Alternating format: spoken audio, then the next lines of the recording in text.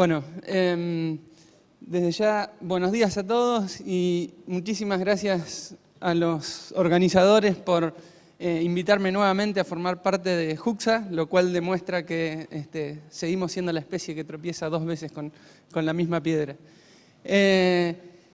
Durante mi espacio lo que yo quiero es plantear algunas ideas o analizar algunas ideas sobre cómo la información puede ser un elemento tecnológico que permite mejorar la productividad y la eficiencia en los sistemas de producción agropecuarios. El título que le puse es un poco ambicioso quizás y habla sobre información y agronomía, pero voy a ser un poco más concreto en el sentido de que después de plantear algunas ideas generales sobre eso, lo que quiero es mostrarles cómo una de las tecnologías de información disponible, que es la relacionada a la información climática, puede usarse o no en la toma de decisiones en los sistemas de producción agrícolas. Pero el foco de la cuestión no es ni el clima ni la agricultura, sino que es la información como elemento, digamos, para mejorar la productividad y la eficiencia de los sistemas de producción. Entonces, digamos, mi propuesta para el espacio es plantear algunos conceptos e ideas en relación al uso de información en decisiones agronómicas. Me voy a apoyar en muchas de las cosas que dijo Emilio, quizás desde una perspectiva un poquitito diferente, pero usando los mismos elementos o las mismas ideas. Y después, en una segunda parte, quiero ir al grano de alguna manera y plantearles el ejemplo del uso de información climática en las decisiones agrícolas, que es lo que me ha tocado de cerca o experimentar de cerca en mi vida profesional, académico-profesional, digamos. Primero quería dejar algunas definiciones estándar y de manera implícita o explícita ya estuvieron en la presentación de Emilio. En primer lugar, como planteo en mi título la palabra información, quería dejar estandarizado, no es que esto sea la única definición de información, pero sino acordar, digamos, de alguna manera a qué me voy a referir con información dentro de mi charla. Y saqué esto de la Real Academia Española, pero que dice que la información es un conjunto organizado de datos procesados, que constituyen un mensaje que cambia el estado de conocimiento, palabra clave, ya remarcada por Emilio, del sujeto o el sistema que está recibiendo dicho mensaje. Entonces aparece información por un lado y aparece como conocimiento como un componente de la definición de información, por lo cual está marcando ya ciertas diferencias entre las dos palabras. Y conocimiento entonces tiene que ver con, creo que la figura lo representa mejor que las palabras que lo dicen al lado, con entendimiento, con inteligencia, con saber, con interpretación, con un montón de palabras, digamos, que tienen que ver íntimamente con nosotros como humanos, digamos. Entonces, esa era la primera definición que quería hacer. ¿Para qué información o con qué finalidad queremos información en los sistemas cuando manejamos como profesionales o como académicos sistemas agroecológicos? La información, y yo listé una serie de finalidades, digamos, de la información que tienen que ver con caracterizar el estado del sistema, o sea, cuantificar o poner valor al estado del sistema, entender el funcionamiento de ese sistema, o sea, la información como elemento para entender el funcionamiento de ese sistema, predecir el funcionamiento del sistema, principalmente cuando planificamos y pensamos hacia el futuro, y diseñar intervenciones efectivas y eficientes. Y esto no acordamos nada con Emilio, pero me agrada un montón que las mismas palabras estén en las dos presentaciones. Y obviamente, posiblemente ustedes puedan encontrar otras finalidades más para las cuales podemos usar información. Algunas cuestiones generales sobre la información. La información se puede presentar en distintos tipos. Tiene un montón de características, la teoría de la información resume un montón de cosas sobre esto, pero yo quería hacer foco en los tipos de información.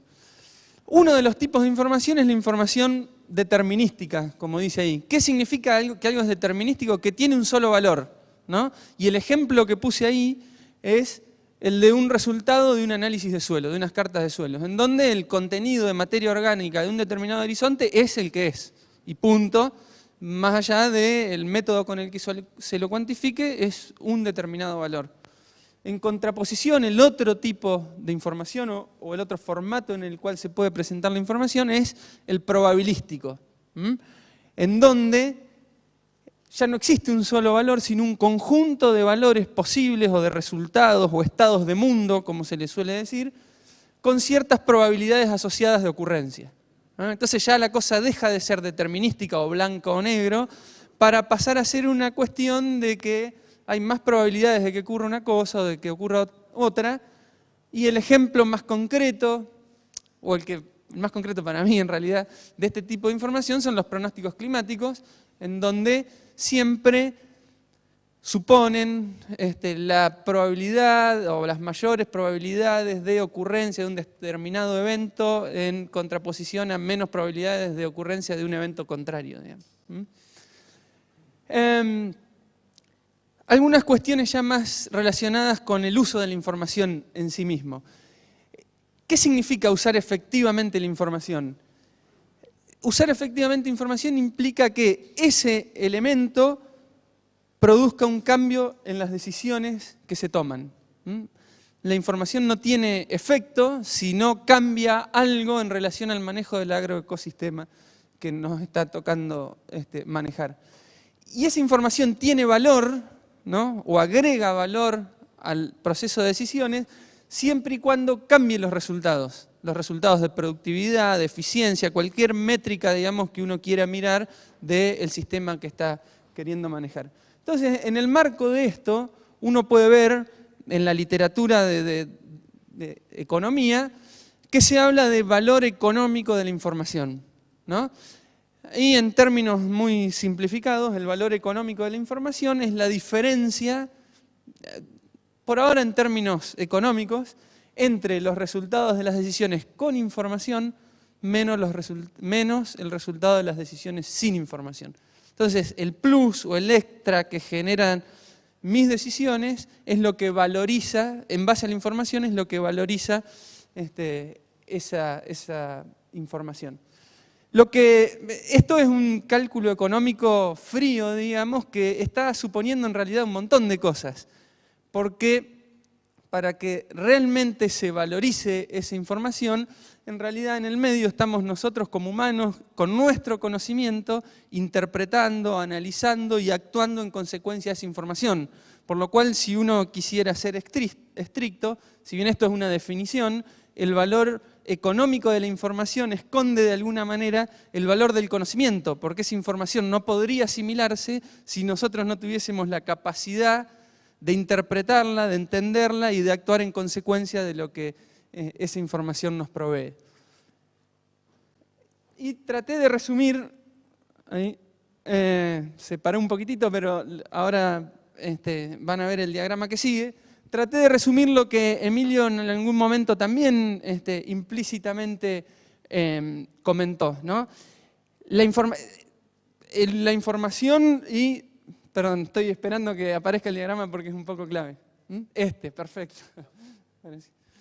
La información, digamos, como inicio de esta cadena o de este círculo, inicio arbitrario en realidad, de alguna manera en la medida que se asimila, permite generar o aumentar nuestro conocimiento. El conocimiento se traduce en decisiones, esas decisiones se traducen en resultados y esos resultados finalmente informan o generan una nueva situación de la cual se puede aprender, ¿no? Para de nuevo comenzar este círculo, digamos, de información y conocimiento. Ahora sí, entonces, el proceso de generación y uso de la información no funciona, este círculo no gira, si no estamos nosotros en el medio como agentes, digamos, de generación, interpretación de información y conocimiento y ejecución de decisiones en función de estas cosas.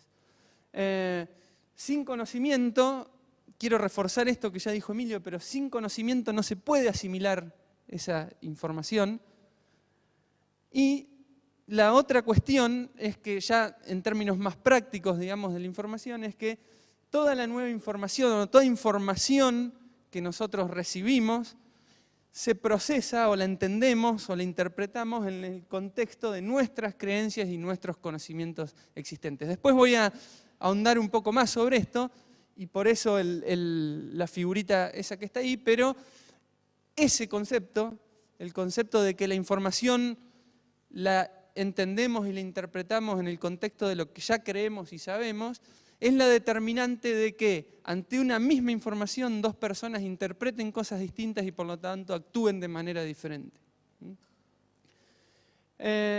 Entonces, ¿qué se necesita o cuáles son los requisitos para que la información se use de manera efectiva en la toma de decisiones agropecuarias? Primero, y esto en realidad lo saqué o lo resumí o lo adapté de un trabajo de una persona que se llama Hansen del 2002. Un montón de artículos de esta persona leí yo mientras estaba haciendo mi doctorado, que tenía que ver con uso de información climática en las decisiones agrícolas. Primero la información, pero no se aplica mucho más allá, digamos, de la información climática en la agricultura. Primero la información disponible tiene que ser relevante, parece una obviedad, ¿no? Pero tiene que ser de relevancia o saliencia para las decisiones que queremos tomar. Tiene que ser compatible esa decisión. Las escalas, por ejemplo, de la información tienen que ser compatibles con las decisiones que tenemos que tomar.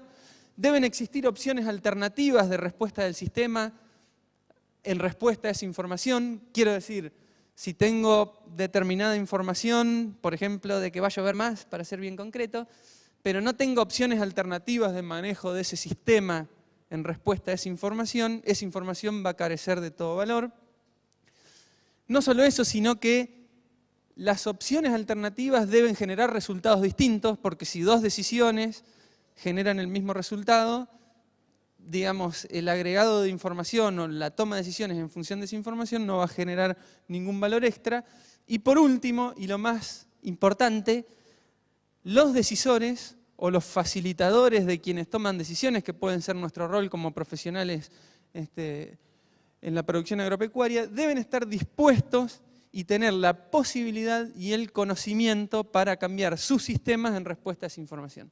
Bien, entonces estas eran algunas de las ideas generales en relación al uso de información que quería plantear, para ahora entrar sí en el caso puntual de uso de información climática en la agricultura. ¿Para qué los agricultores quieren información climática? Y la respuesta a esto es muy simple, digamos. Necesitamos o necesitan los productores y técnicos anticipar con la mayor precisión posible las condiciones hídricas que pueden esperarse para la próxima campaña. ¿Por qué? Porque eso está en todo nuestro país y principalmente en la región pampeana asociado con el rendimiento que uno puede esperar.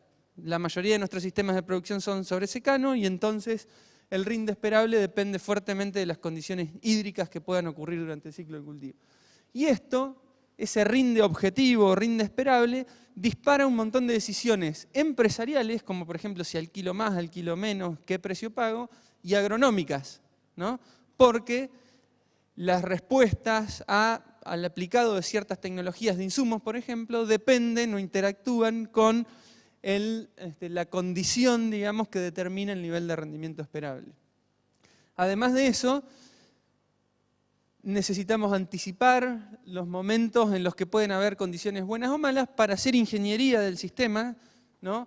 Y tomar decisiones que puedan evitar la ocurrencia de etapas críticas de los cultivos con momentos desfavorables o al revés, tratar de hacer coincidir, digamos, etapas críticas con momentos favorables. Cuando pensamos en pronósticos, digamos, en la información climática y la agricultura, inmediatamente tendemos a pensar que anticipar es sinónimo de pronóstico. Y cuando estamos trabajando con sistemas que tienen memoria, como todos los sistemas agroecológicos, esto no es estrictamente cierto, ¿no? Y entonces, en relación a la información climática, podemos apoyarnos en tres tipos de información climática distintos. Y después voy a ahondar un poco más en esto de la memoria del sistema. Por supuesto, los pronósticos son una pata de este banco de información sobre el cual podemos apoyarnos, pero también está la climatología, o sea, conocer perfectamente las condiciones climáticas del sitio de producción, y algo que yo acá llamo diagnóstico, que tiene que ver básicamente con cuantificar con precisión la condición inicial del sistema. Entonces, la climatología, voy a ir por cada una de estas patas. La climatología es fundamental. Querer diseñar el manejo de un agroecosistema sin conocer la climatología es como que un ingeniero civil quiera diseñar un puente sin conocer y sin estudiar el caudal o la historia de caudal del río, digamos, que pasa por debajo de ese puente. ¿Por qué? Porque las condiciones climáticas son las que nos permiten saber cuáles son las condiciones más frecuentes de una región. En segundo lugar, porque nos permiten conocer el rango de variabilidad, o sea, desde dónde hasta dónde puedo ir y la frecuencia de determinadas situaciones, y eso nos permite cuantificar probabilidades. Y cuando cuantificamos probabilidades podemos decidir si estamos dispuestos o no a tomar riesgos de que ocurran ciertas cosas o no. Por otro lado, la climatología es fundamental porque tenemos como humanos una memoria corta, y esa memoria corta muchas veces nos hace meter la pata cuando tomamos decisiones, y terminamos tomando decisiones en función de condiciones recientes que quizás no son tan probables, pero que sí tuvieron un impacto muy fuerte en nuestros resultados. Y es lo que trata de mostrar esta figura, que por ahora seguramente no dice nada para ustedes, pero tendemos, no sé si se llega a ver, pero los eventos muy recientes los recordamos muy nítidamente y eso nos hace sesgar, digamos, nuestra toma de decisiones en el corto plazo. Los menos recientes los recordamos menos claramente, a no ser que hayan sido muy importantes. Entonces, la climatología es un elemento que permite poner en perspectiva, digamos, lo importante con lo reciente, de alguna manera. La segunda pata del banco tiene que ver con el diagnóstico. Y el ejemplo, de nuevo, con diagnóstico me refiero a saber exactamente la condición inicial del sistema. Los sistemas complejos responden fuertemente a la condición inicial, y el ejemplo más agronómico más claro de esto es la presencia de una napa freática, ¿no? La napa freática se puede medir, es una condición actual que se puede medir, que es resultado de las condiciones en el pasado, cuánto se evapotranspiró y cuánto llovió, un balance hídrico, y que está fuertemente relacionada con el resultado de la vegetación que está por encima del suelo. Esta figura lo que muestra es la profundidad de la napa y el rendimiento relativo de un cultivo, y lo que muestra es que ese rendimiento del cultivo depende fuertemente de la profundidad donde está la napa. Cuando la napa está muy lejos de superficie, o sea, está muy profunda, ese cultivo depende básicamente de lo que llueva durante el ciclo, pero a medida que la napa se acerca a una profundidad óptima, todo el agua o parte del agua que necesita ese cultivo puede venir de esa napa, ¿no? Y después, a medida que se acerca mucho a superficie, ya se convierte en un problema. Ese era el ejemplo del segundo tipo de información. El tercer tipo de información son los pronósticos, ¿no? Y acá hay una historia bastante particular con los pronósticos. Básicamente, a mediados de los 90 hubo como un salto cualitativo, digamos, basado en relación a los pronósticos, basado en tres hitos o cosas diferentes pero relacionadas. Primero, los climatólogos lograron un mejor entendimiento del sistema climático global, ¿no? Lograron entender mejor cómo funcionaba la cosa. En segundo lugar, también mejoraron el conocimiento de cuáles eran las relaciones entre fenómenos climáticos a escala global y cuestiones climáticas a escala regional. Y finalmente, a medida que se avanzó tecnológicamente, digamos, hubo una mayor capacidad de monitorear la evolución del sistema climático, el mar, la atmósfera y demás. Como resultado, esto trajo una mejor capacidad de anticipar la variabilidad climática año a año. Y en otras palabras, digamos, una mayor habilidad para predecir las condiciones climáticas. Esto estuvo fuertemente asociado al fenómeno del Niño. Seguramente lo han estudiado en climatología o en algún otro lado. El fenómeno del Niño es un fenómeno que se produce por la interacción entre el océano y la atmósfera en el Pacífico tropical. Es la principal, pero no la única fuente de variabilidad climática en la región pampeana, y tiene tres fases, según las temperaturas del océano Pacífico tropical: el Niño, años neutros y años La Niña. ¿Qué era lo importante de eso? Que el fenómeno del Niño tiene un impacto en el clima regional. Y esto, el entendimiento o el conocimiento de ese impacto fue parte del progreso que tuvimos desde mediados de la década del 90. Lo que muestra esta figura es cuál es el impacto que tienen las distintas fases del Niño en las lluvias a nivel de la región pampeana. De manera muy rápida, los cuadraditos azules muestran bajas probabilidades de que las lluvias estén por encima de lo normal. Y estos cuadraditos rosas muestran altas probabilidades de que las lluvias estén encima de lo normal. Entonces, si uno rápidamente mira esto, puede ver que en La Niña, desde octubre a diciembre, hay un montón de cuadraditos azules, lo cual muestran que, en general, en las Niñas llueven menos en ese momento, o hay menos probabilidades de que lluevan más que lo normal. Después van a ver por qué me rebusco con esto de las probabilidades. Y después, entrando en enero o en el verano, esa señal desaparece, y en las fases del Niño se puede decir de manera muy general, no quiero ir en mucho más detalle, que el efecto es casi contrario. Fíjense que aparecen varios puntos rosas que indican lluvias por encima de lo normal. No solo eso, sino que los climatólogos nos estaban diciendo que podían predecir mejor el fenómeno del Niño. El fenómeno del Niño tenía impacto sobre nuestra región, en las lluvias en la región pampeana, y eso no solamente eran las lluvias, sino que se traducía en el rendimiento de los cultivos. Este es el rendimiento de maíz a nivel nacional, análisis que incluye un montón de años, en las fases del Niño, Neutro y La Niña. Aumenta en el Niño el maíz, disminuye 18% en La Niña, con la soja pasa algo más o menos lo mismo, y el resto de los cultivos no censan, digamos, tan fuerte como lo hacen el maíz y la soja, las fases del Niño. Además de eso, y acuérdense de los requisitos para el uso de información climática, para el uso de información, que planteé en la primera parte, cuando empezábamos a ver la posibilidad de que estos pronósticos mejoren la agricultura o la información climática pueda ser un elemento que mejora las decisiones agrícolas, veíamos que había una interacción entre las decisiones, había decisiones alternativas para tomar en respuesta a la información climática que llevaban a resultados distintos. ¿Qué es lo que muestra esta figura que está acá?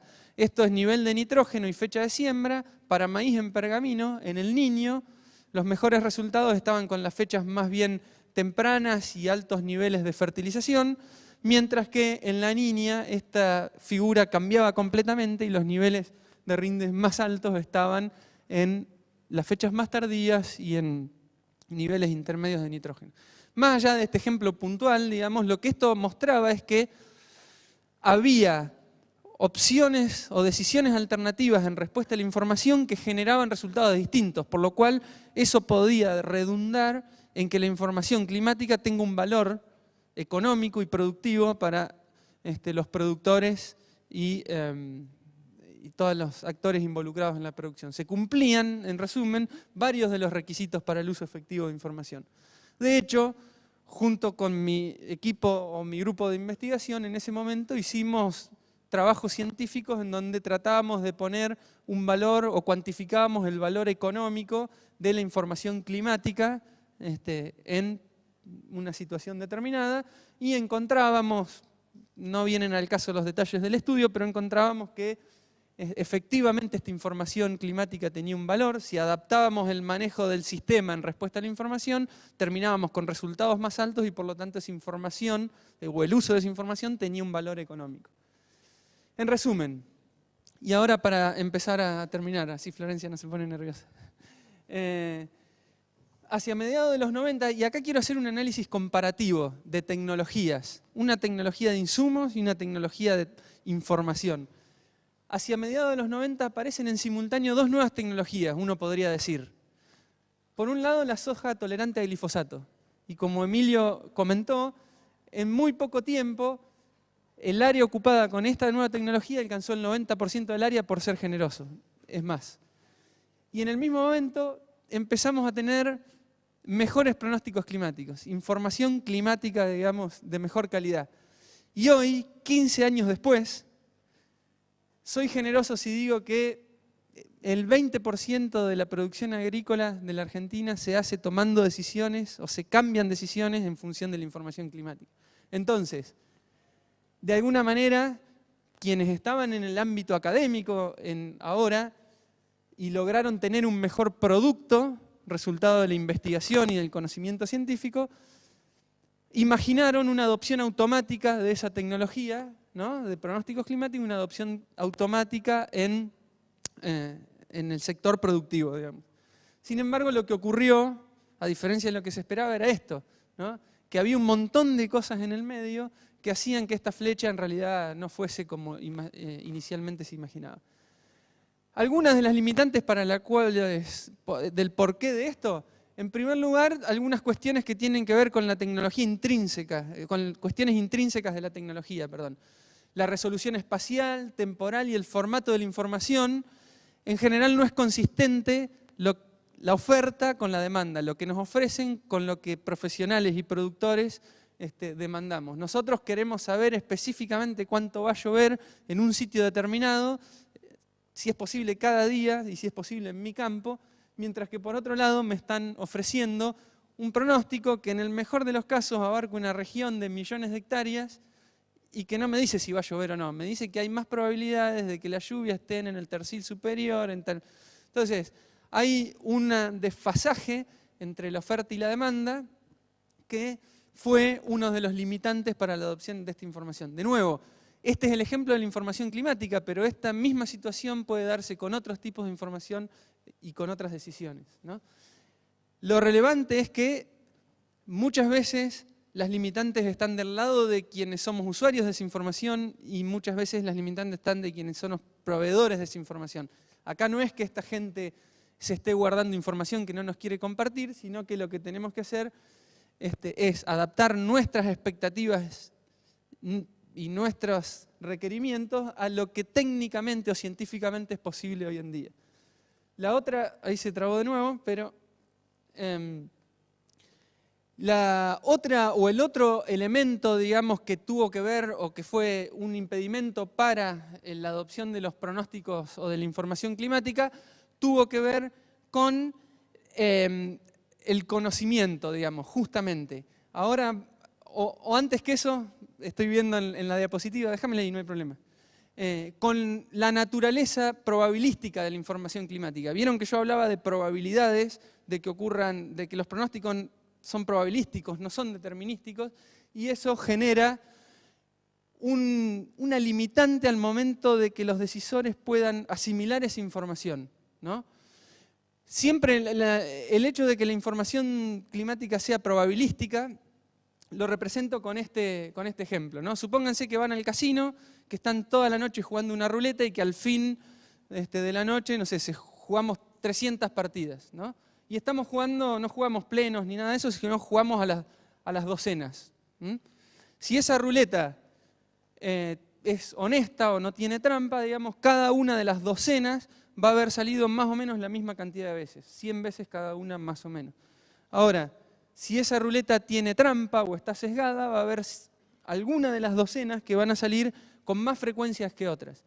La información o los pronósticos climáticos son equivalentes a que cuando estamos por entrar al casino, alguien nos diga, guarda que la ruleta tiene trampa y hay algunas docenas que pueden salir más veces que otras.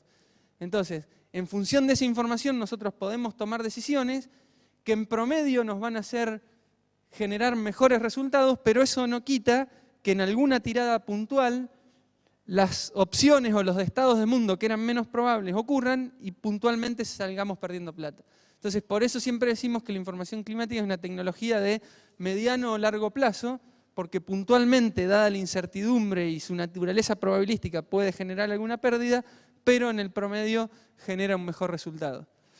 Lo último, o las últimas 2 o 3 diapositivas, otra de las limitantes tiene que ver con lo que yo les decía, con que la nueva información la interpretamos en el contexto de lo que ya creemos y sabemos, y entonces cuando explorábamos esto con productores y técnicos veíamos que había modelos mentales en relación a cómo el clima se impacta en los sistemas agrícolas que limitaban la asimilación de información nueva. Por ejemplo, no sé, mi zona está pasando por un evento del Niño, pero en esta otra región está ocurriendo una niña, cuando en realidad es un fenómeno global que tiene una fase a la vez, u otras cuestiones particulares.